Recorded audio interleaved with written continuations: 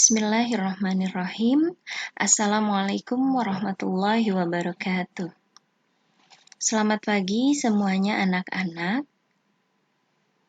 Mudah-mudahan meski masih dalam keadaan dan suasana pandemi COVID-19 tidak menyurutkan semangat anak-anak dalam melaksanakan pembelajaran jarak jauh dari rumah masing-masing.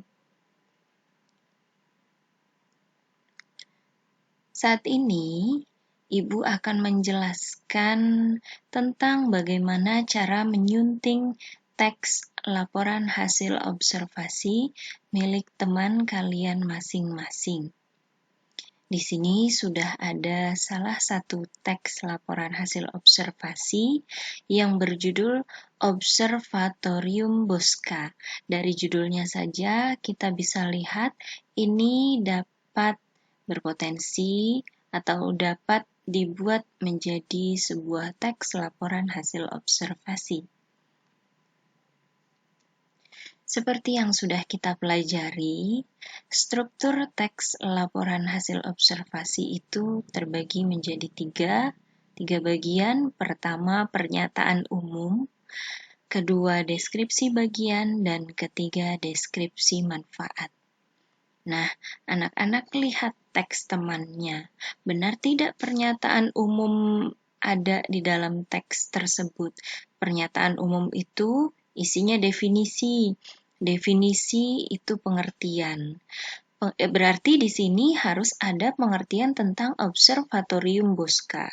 Di sini sudah ada ya, makanya Ibu checklist sebagai contoh. Observatorium Bosca merupakan salah satu tempat peneropongan bintang tertua di Indonesia. Kita lihat agar lebih jelas.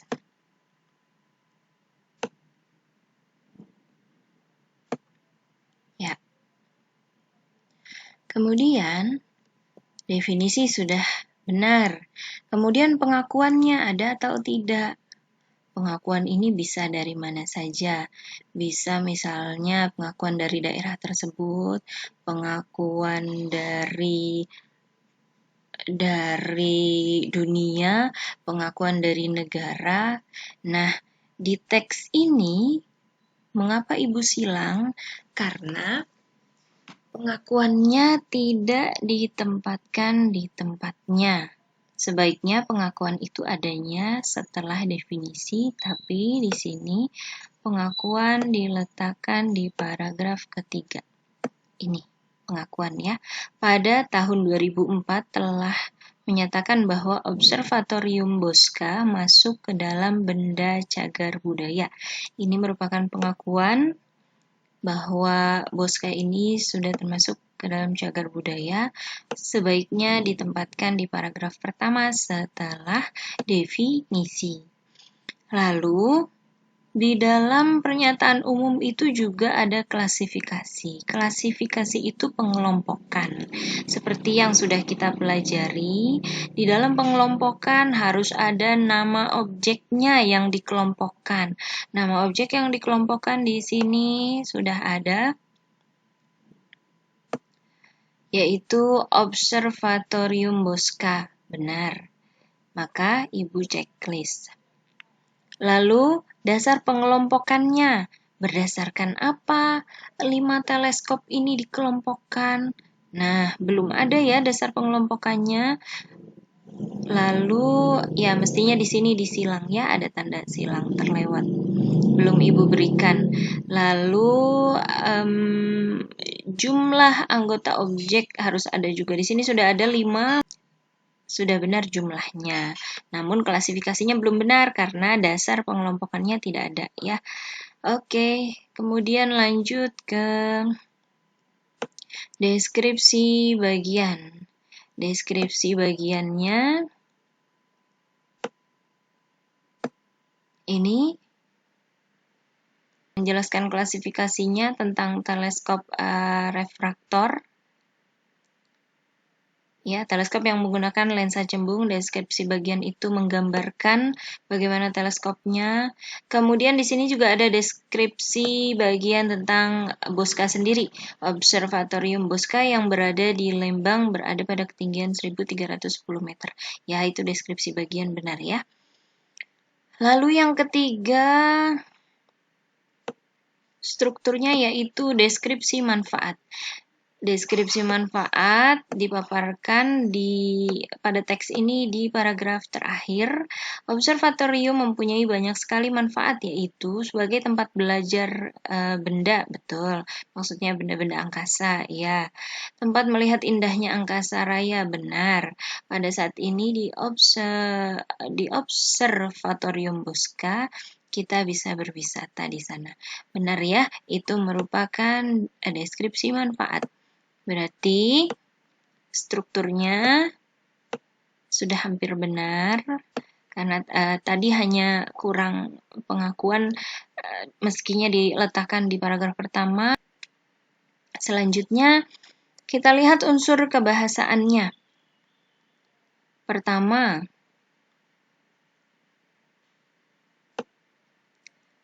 ada verba. Verba itu kata benar, verba itu kata kerja. Di sini kita lihat verbanya mana? Dibangun. Benar, itu verba ya. Lalu nomina. Nomina itu kata benda. Bintang. Benar, itu kata benda. Adjektiva. Adjektiva itu kata sifat. Kata sifatnya di sini indahnya, benar ya, itu kata sifat. Lalu prefix, prefiksnya di sini di bagian. Ya, makanya Ibu Silang di sini di bagian. Di bagian ini bukan prefiks ya anak-anak.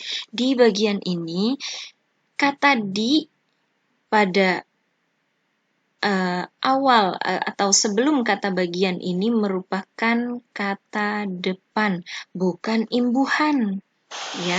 Jadi bukan disebut prefiks, karena prefiks itu yang berawalan, yang ada awalannya. Misalnya membagi itu baru prefiks ya. Kalau di bagian karena harus dipisah juga, maka di sini bukan imbuhan tapi kata depan. Selanjutnya sufiks. Sufiksnya mana nih sufiksnya? Sufiksnya ini nih, indahnya benar ya, ada akhirannya di sana berarti sufiksnya benar, maka di checklist. Lanjut konfiks. Konfiksnya mana? Coba anak-anak kita cari. Nih konfiksnya peneropongan. Ya, kata dasarnya teropong, imbuhannya pen dan an. Tadi. Lanjut, ada juga kalimat simpleks dan kalimat kompleks. Kalimat simpleks di teks ini, mana nih kalimat simpleks? Oke. Kalimat simpleks warna ungu. Oh, ini. Kalimat simpleks. Observatorium Bosca memiliki 5 teleskop. Benar ya? Kalimat simpleks atau kalimat yang sederhana memiliki pola subjek, predikat minimal, subjek, predikat, objek, dan keterangan juga boleh. Lalu kalimat kompleks, kalimat yang memiliki 2 pola kalimat, subjeknya 2, objeknya 2, predikatnya 2, dan keterangannya juga boleh 2. Di sini kalimat kompleksnya katanya ini nih. Memiliki 2 jadwal yaitu siang dan malam.